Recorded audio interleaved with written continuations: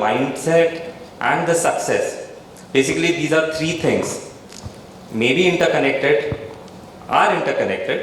but is money is equal to success? Is success is equal to wealth?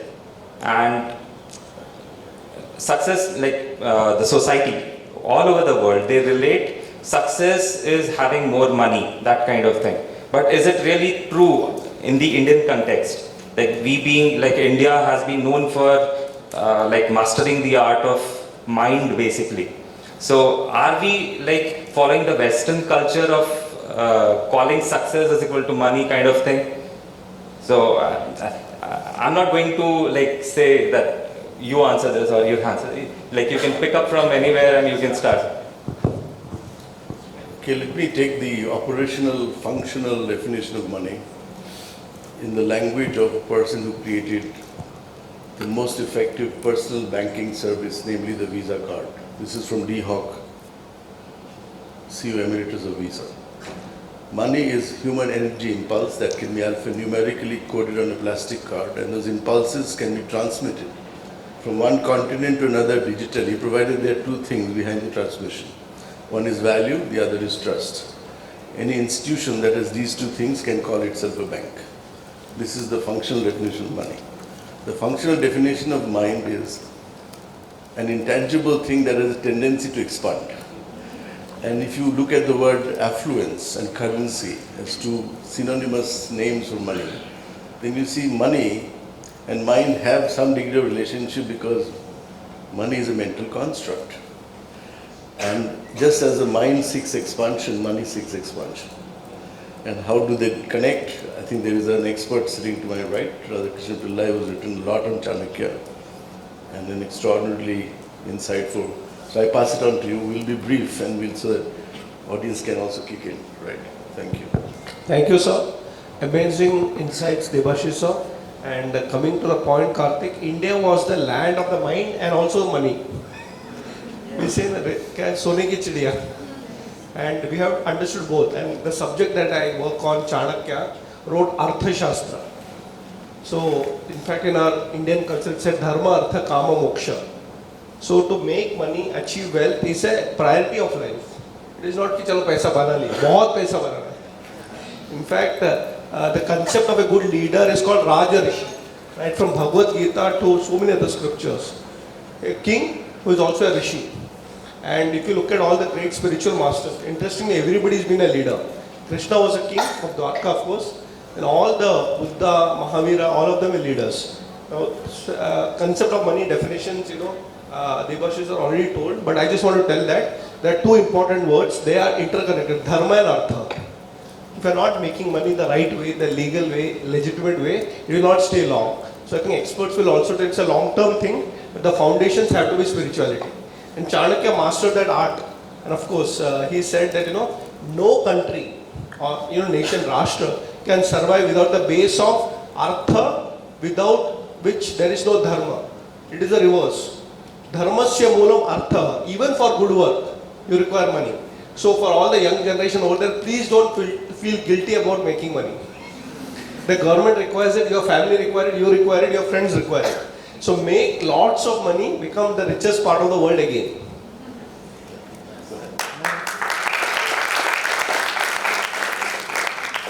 So, I come from a money management world, so we literally see money, everything. But to be honest, money beyond a certain point is useless. So there's a little bell curve. When you have too little, you're unhappy, and you have too much, you're unhappy. The happiness lies somewhere in the middle. You have to find that somewhere in the middle and kind of sit in there. That's where the mind comes in, mostly for the most part, because somebody said, you can have a lot of calculators on how much money is enough. You can have 1 crore, 5 crore, 10 crore, everybody has a different number.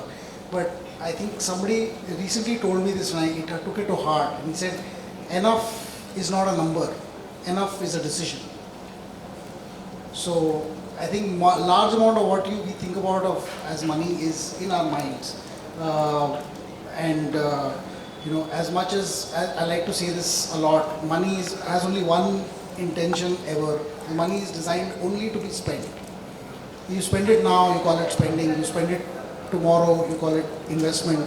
We let our children spend it. It's called inheritance. I think do the first two. Just don't bother about the rest. That's my. Deepak, and before that, Radhakrishnan has done this equation between dharma and artha, which is very critical. Look at the most monetized society of the world, the United States. Now, this is a research from Berkeley University, and this research was happening in San Francisco. There are cars that go through a crossing, and in that crossing, people with more expensive cars have a tendency to ignore pedestrians and cut other cars, but the lesser variety of cars are a little more sober. You can see the correlation between money and mental state is very tenuous but very deep. There's a research by Amartya Sen and another very well-known researcher. It says up to 50 to 75,000 US dollars, you're okay. You can, until you get there, you will crib. But after $75,000 per year, more doesn't help. In fact, more causes anxiety, all kinds of things that you have to handle, which is expensive. Now you figure out for yourself what this equation is going to be going forward in India. Because I don't think Indian context, they have studied the relationship between money and mental health, but soon there will be such reports coming up. All right. In fact, I would say like on this YouTube University, like those shorts you see, so you get those GAN kind of things. So there was a thing, happiness or success is basically the freedom to use your time the way you want it. You might have ample amount of money, but you are not able to spend it the way you want. You might be wanting to do something, but because of you having to do something to earn money, or maybe to just preserve the money, you are not able to do what you wanted to do. So that's not happiness either. Like you might have so much of money in the bank, but it's not helping. Yes. So that's the thing basically. So in the mindset kind of thing, like from business point of view, where is the thing, like is the social responsibilities or those kind of things have to be taken, or what do you like suggest in that kind of thing? Maybe Chanakya has something to say. Since you spoke about the business part of it, see, in our culture, everything has been clearly defined, very clearly in Indian context. For example, who has to make money? So if you look at the Indian lifestyle that has been defined in our scriptures, it's brahmacharya, grahastha, ashrama and sannyasa. Only grahastha, ashrama is that phase of your life is when you make money. The students have to spend money depending on the parents. The parents have to be rich for their children and others. The retired people should give maximum. And of course, sannyasis have to work for the society. Now coming back to the business context, I'll give you an Indian example. Suppose there's a chairman of a company. Today you'll call him by chairman, president, managing director, CEO, whatever. There's a very interesting word in our Indian scriptures in Sanskrit. The head of a whole business community is called as Shreshti. Many of you may know it also, Shreshti. And he is a person who has his own business but actually helps out a lot of other businessmen. For example, let's say there is an association of, let's say, two tour agents. So this president of the association will be having his own business, but it's supposed to support 100 tour agents along. So a Shreshti is not only I am rich, he is supposed to share the wisdom with others to make everybody rich collectively. And therefore in India, if you look at the concept of a village and the village economy, it's not about me. Even a marriage is a collective experience and a collaborative endeavor. For example, ऐसा कहते हैं ना, हमारी गांव की बेटी की शादी हो रही है. It is not मेरी बेटी की शादी हो रही है. The individualism has come to such an extent that the grahastha ashrami unfortunately only has to fend for himself and maximum his family. And You have something to say there? Yeah, I think, the moral view is that we've actually lost a lot of the morals through this process. So right now, money making is less moralistic than it used to be perhaps.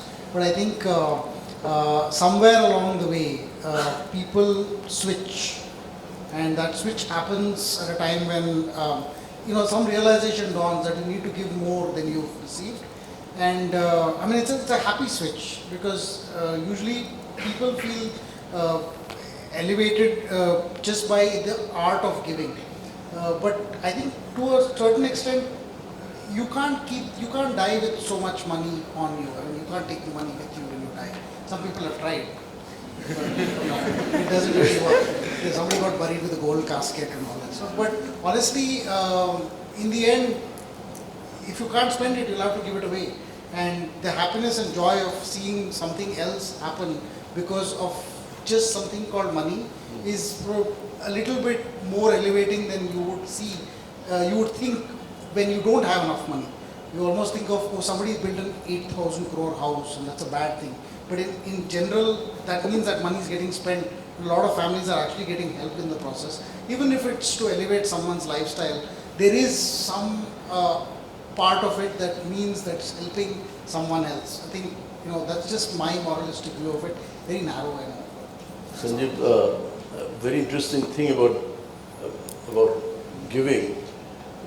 In the most monetized society of the world, parents give money to the children. I don't want to mention the name of the country, many of you aspire to go there. Parents who give money to their children for household work done at the weekend. And you can see in Europe, there was a newspaper report. I was in Europe and they said it's better to have a cow than to have a child because the return on investment is much higher. And so, if you look at giving of that nature, then it is different. I'm going to just quote a research by Adam Grant of Wharton School, and his research is phenomenal. He divided 3 classes of professionals: lawyers, medical students, law students, and management students. And he said, we'll quote them as givers, takers, and matchers. I'll give you an example how that works. You go to a restaurant, and there's this person who is pretending to take out money as the bill comes, but his hand is not coming out. You know he's a taker. The other guy says, no, this is all my treat. You know he's a giver. But there's a guy who says, no, we go Dutch, everybody shares equally. He's a matcher. Now, Adam Grant studied for 10 years, these 3 groups. At the end of 10 years, he found that one particular group was much better off in terms of professional success, relationships. Now, from this audience, I want to know how many of you would vote for givers, how many of you would say matcher, givers would be the happiest in multiple. Okay. How many for matchers? Okay, so less a number. How many for takers? None at all. We looked at the bottom of the pyramid. Who would be at the bottom? How many of you for takers here? Okay. Only 1 or 2. At the bottom of the pyramid were givers. Counterintuitive. At the bottom of the pyramid were givers, and he was shocked. He was shocked to see this, and he wanted to figure out why so. And then he looked at the top. Who do you think was at the top? Takers or matchers? How many for takers? How many for, can you raise your hand? I just want to see. For takers at the top, takers at the top. Okay, how many for matchers at the top? Majority. At the top were also givers. Matchers and takers were in the middle. And so he wondered what is the difference between givers at the bottom and givers at the top. They realized that the givers at the top were growing even as they were giving. The urge was to grow and give together. So I have to be the CEO because I have to give more. I can bring an example of America, Bank of America CEO. He says more than $1 million, which is a lot of money for us. But for him, I'll not have an excess dollar in the bank. I'll give away whatever is beyond that. And I know Azim Premji, Wipro thinks somewhat like that. So fundamentally what you have to understand, it is not just giving that makes you grow. It is giving with an intent. Giving with a conscious. You say, well, I give away 10% when I'm drunk because I want to feel charitable. Or I consciously want to grow because I can give more. I mean, this is a decision that you have to make. But giving and growing are fundamentally equated. You got this point? Thank you. Over to you. You are the one. In fact, the house you mentioned, we supplied equipment over there. So, like going back to the money and the mindset kind of thing. So, again, going back to this thing, that a person who has maybe 1,000 rupees might say that this is enough for me. A person who might have 1,000 crores, he would say, I don't have enough. So, as you rightly said, it depends upon the purpose what he is actually planning to do. So, for a common man, like what should define what is enough for him, and what is that brings happiness and that kind of feeling, I would say. What do you want to like? What do you think about it?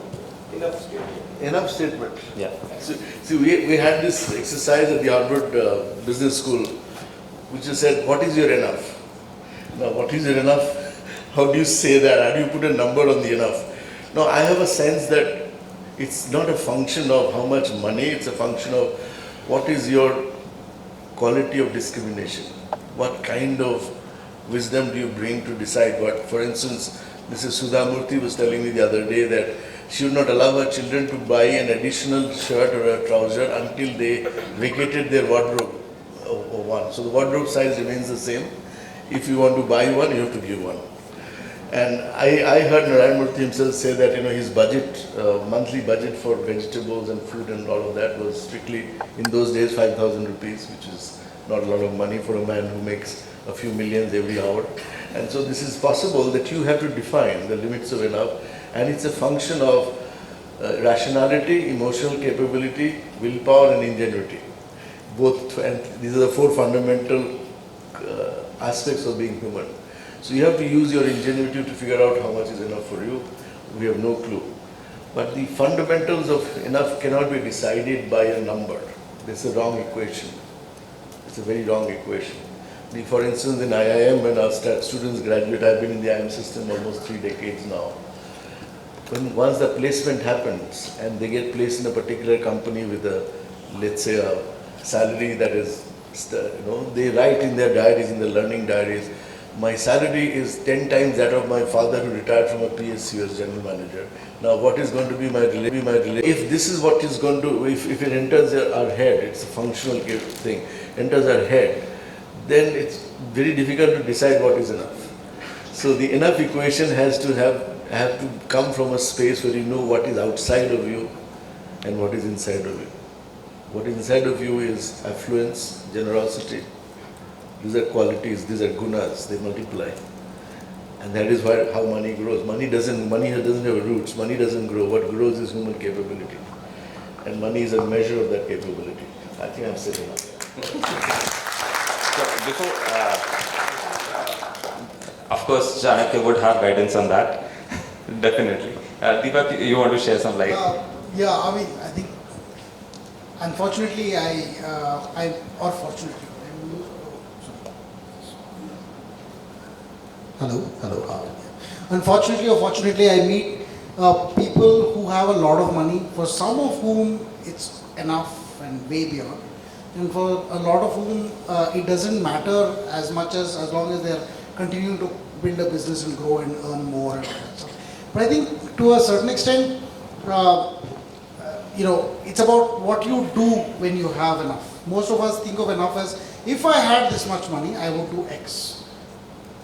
Somebody once came and told me, Deepak, what would you do? I'll go for a trip around the world. Why?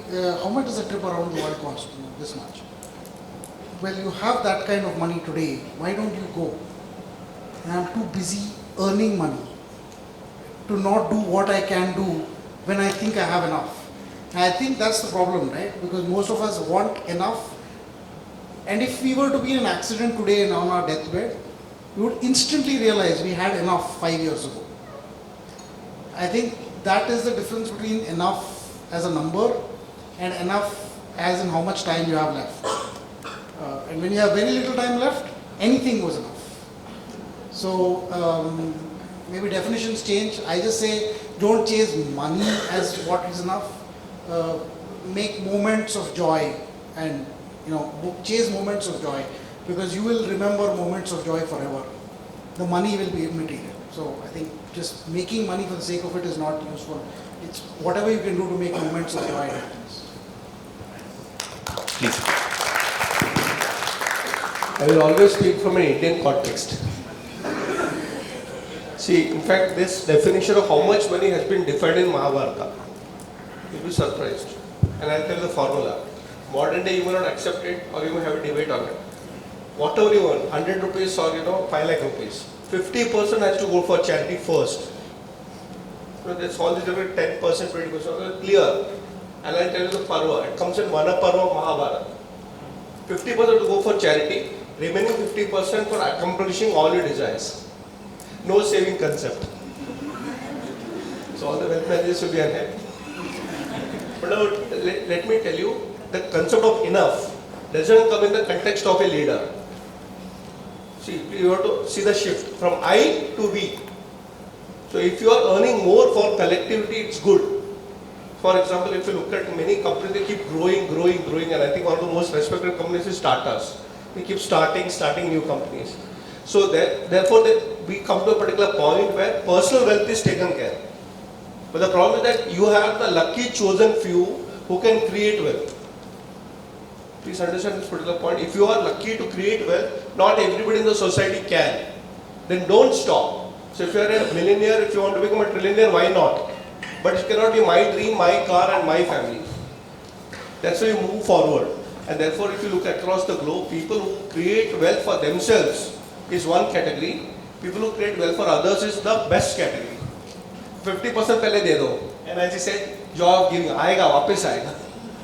And imagine, no concept of saving, because the concept of saving in our country is actually collecting punya. You may save it and then India, funny, right? You die without writing a will. So what is the point of all the saving? They keep fighting. So the idea is not of inheritance. The idea is creation in your lifetime for the betterment of the society. So enough is not a word, keep creating beyond yourself.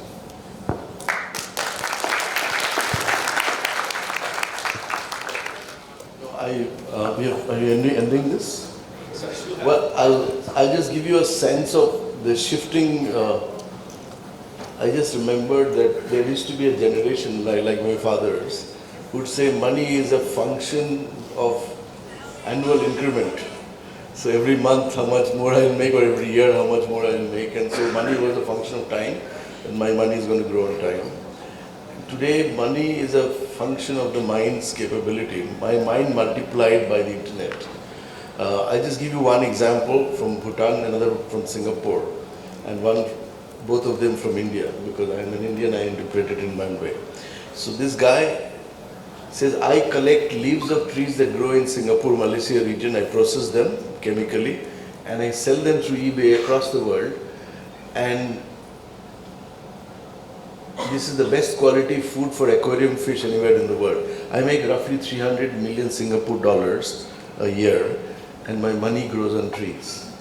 We thought money never grew on trees, right?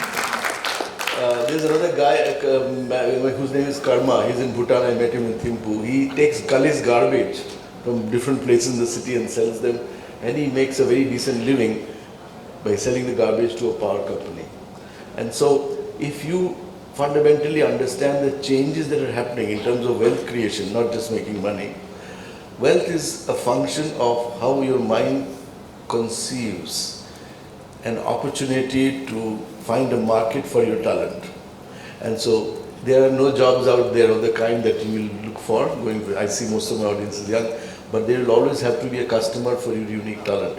My last example is from a person who makes engines, railway engines in France, and he makes only 4 of them, handcrafted, and he sells each one of them for roughly 250,000 euros, €250,000 euros per engine. I said, who pays this kind of money for this work? He said, there are enough rich people who would like to give this unique gift to their children on a birthday, and I make only 4. And I'm a billionaire. And so the thing is this, doesn't matter what your talent is, doesn't matter how gifted you are, but if you have a way to bring value to the world, there will always be a measure of that value in terms of money. How much I do not know, but there will always be a measure. Thank you.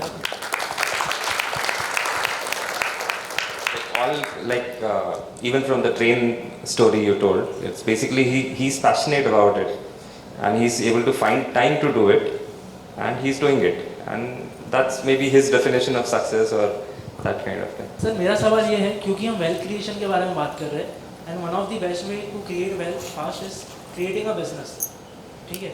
तो मेरा सवाल ये है कि जब आप किसी को हायर करते हो फॉर वर्क, तो आप उसमें स्किल सेट के अलावा और कौन कौन सी चीज़ें देखते हो? See, the skill set, मतलब जैसे कोई skill set with poor values will take you down the drain. You heard of Satyam, the airlines that we're talking about. Now, what we are saying is that skill set multiplied by poor values will take you down. So fundamentally, skill set with firm professional values is what's going to amplify out there. So it's not so starting a business, it's starting an enterprise that will multiply your skills with your gunas. Guna means two things. Guna is one interpretation of the guna is quality. The other is multiplier.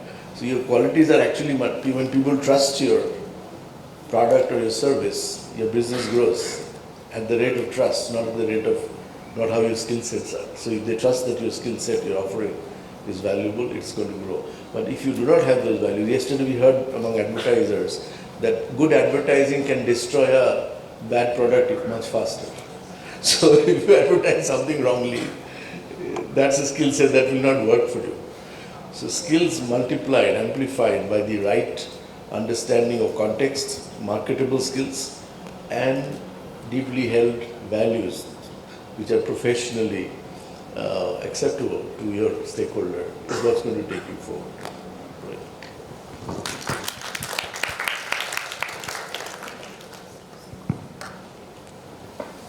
Hello sir, good evening sir. My question is that we often as a wealthiest man, वो पैसा अच्छे कर्मों से या अच्छे काम से नहीं आता. What is in truth that कि अगर मेरे जैसा लेमैन अगर या कोई भी anybody वो अगर चाहता है कि बहुत बड़ा बनना है, let's like टाटा अंबानी है जैसे ही बनना है, तो बिना ethical मतलब it is not possible. What is that? यानी हम क्या आगे नहीं बढ़ सकते उससे या सत्य की राह पे चल के या what we call that being honest, it is a crime. यानी वो कहीं ना कहीं ब्राइब से या कहीं ना कहीं एक मेल फंक्शनिंग से वो आगे बढ़ा है. So how it is possible? You are See, you took names. They would never want to join one of the two companies. The other one they will. And the decision is not based on how much money they're offering. The decision is based on where there will be more equity for their professional life. So if you are a corrupt company, made money the easy way. I was in South Africa and Anderson had crashed because of unethical practices. You know, people, top talent in South Africa working for Anderson was not getting even a job at half their salary because Anderson, just see how many Satyam people got jobs after Satyam crash.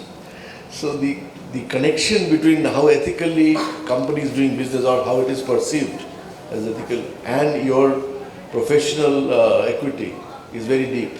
If you're working for a corrupt company, for you to get a next job would be very tough. People will look at you and say, oh, you work there, and then they will look at you once more. And you just look at your own, you're interviewing for two people. One of them very bright on biodata, the other one not so bright, you're going to pick up the bright one. But the moment you see that this bright guy had fudged his travel bills twice in the previous company, once his data is given to you, would you recruit him? You would not. So you can see that is the whole dimension of ethics. How you make the money is just as important as how much. This is equally important.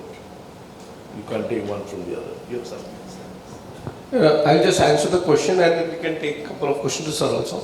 आपने बहुत अच्छा सवाल पूछा कि you have to look at generations. आज़ादी के बाद जो generation थी, it was a very poor country, isn't it? We did not have food to eat.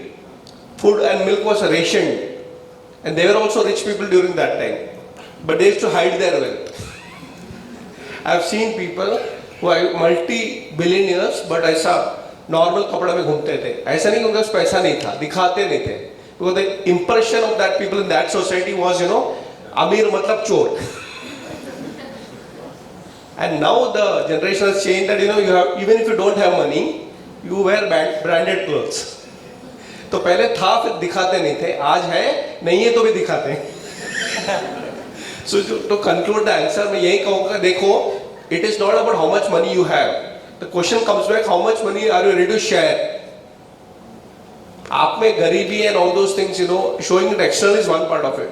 And let me tell you, it's very clear, गरीबी में सुख हो नहीं सकता. अगर अमीरी में सुख नहीं है तो गरीबी में सुख है. Real सुख comes when you are able to share out your creation ethically back to the society. I'll just say one quick thing. Somebody made this statement.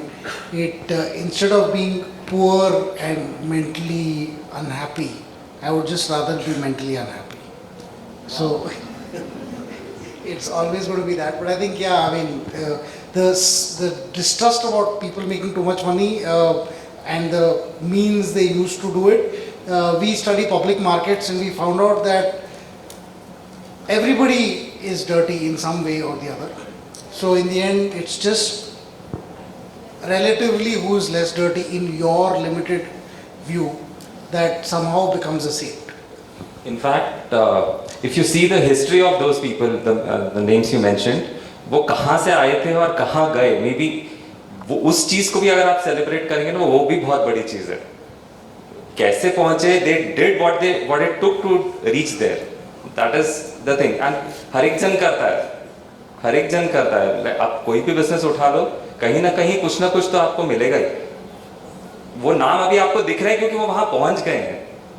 Sir, my question is related to startups and share market. Like startups को इतना ज़्यादा valuation मिल कैसे रहा है sir? जैसे Paytm, वो loss making company है, पर सर उसको इतना ज़्यादा valuation मिला कैसे?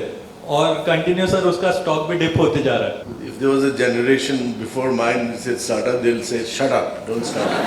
Get a job, शादी करो, settle हो जाओ. Startup क्या है? Now startup has become very, very popular primarily because of the successes, the unicorns that you see all around you. But please understand this, that the valuation part is a matter of perception. You know, for instance, in IIM Kozhikode, we support a lunar mission, robots built for lunar mission. We are supporting this. It will happen after 20 years. We have an Amazon for cows, cattle cell. Now we are supporting many startups. Some of them are overvalued because people perceive that if they put X amount, they will reap a huge exponential benefit. But you know, the mortality rate of startups are humongous. What is the success rate? 2%, 3%, right? So out of 100, it's like going to the Himalayas. Most people don't know, if you go to the peak, for every 1,000 people that successfully conquer the Himalayas, 40 people die on the way. For startups, it's which means 4% mortality. For startups, it is only 4% success. Right now, you can imagine what it means. So those valuations will all be leveled up. It's a matter of time.